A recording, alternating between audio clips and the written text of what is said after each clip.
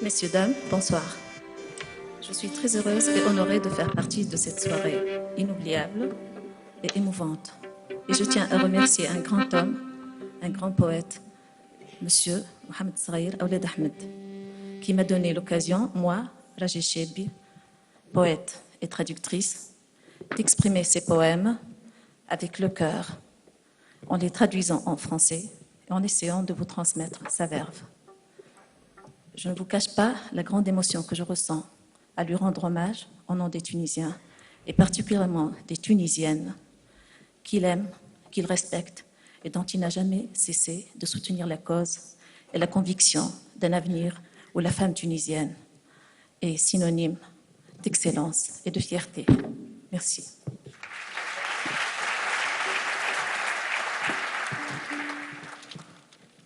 Le premier poème que je vais vous lire s'intitule Nissé Obiledi, femme de mon pays.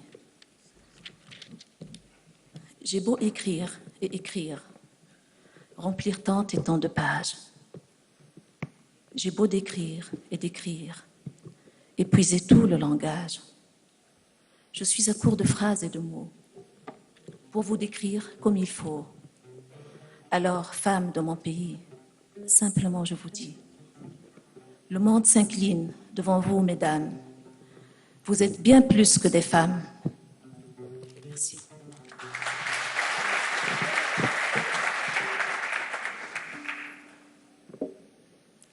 J'ai choisi de vous lire des extraits où le poète Mohamed Sghir Ouled Ahmed s'adresse à nous, les femmes. Le deuxième poème est extrait du poème Halet al-Tariq, les états de la route.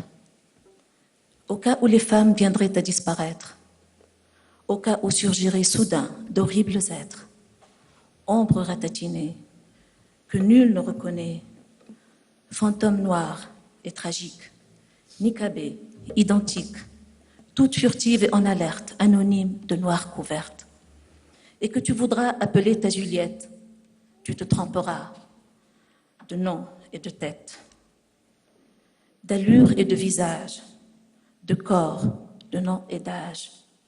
Au cas où les femmes viendraient à disparaître, mon père, je voudrais renaître uniquement de toi, papa. Remets-moi au monde, père, toi qui viens du sud, sur un chemin désert, un chemin de solitude. Merci.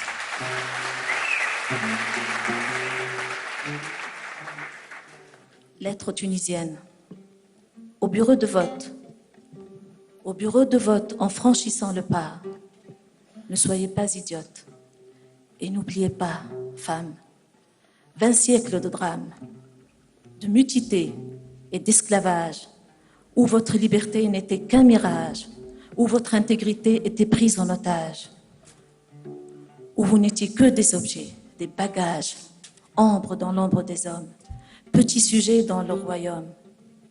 Soyez lucide, réfléchissez, et avant de lire les lois et les versets, assumez vos pensées, vos envies, lisez le poème de la vie.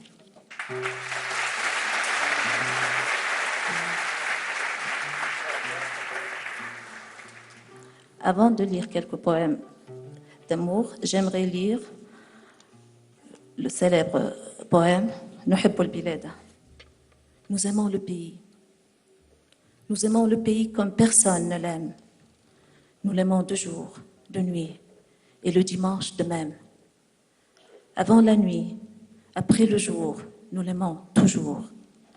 Et quoi que l'on nous fasse, et où que l'on nous chasse, un jour nous reviendrons ici en conquérant. Et la lune claire regagnera nos nuits, et les arbres verts repeupleront nos prairies. Et le martyr sous terre criera de sa voix triste, « Je salue mes frères qui se battent et résistent. » Nous aimons le pays pour que personne ne l'aime. Et quoi que l'on nous fasse et où que l'on nous chasse, un jour nous reviendrons ici reconquérir le même pays.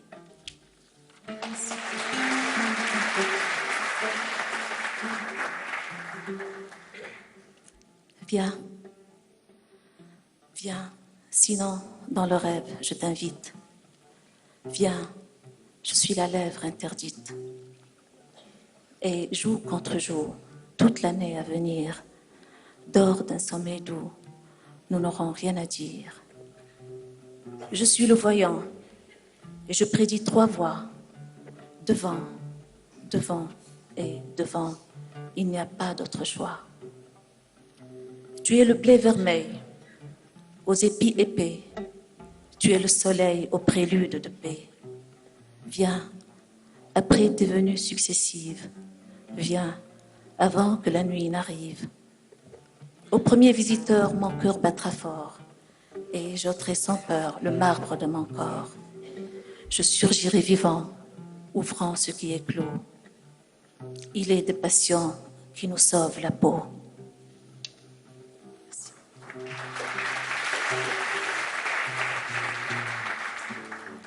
زهور هذه اللي غناها سي جمال يحتاج حبك كما جاءت وقصيدة زهور.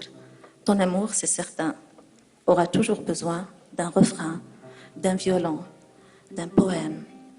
Il a besoin même d'un indicateur, d'un animateur, d'un enquêteur et d'un journal national, d'un théâtre gai et folâtre, d'une nuit pleine d'étoiles par centaines, proches et lointaines, et d'un bouquet, ma belle, d'années éternelles. De quoi ton amour a-t-il vraiment besoin? Je n'en sais rien. Il a sûrement besoin d'une guerre contre les chansons vulgaires.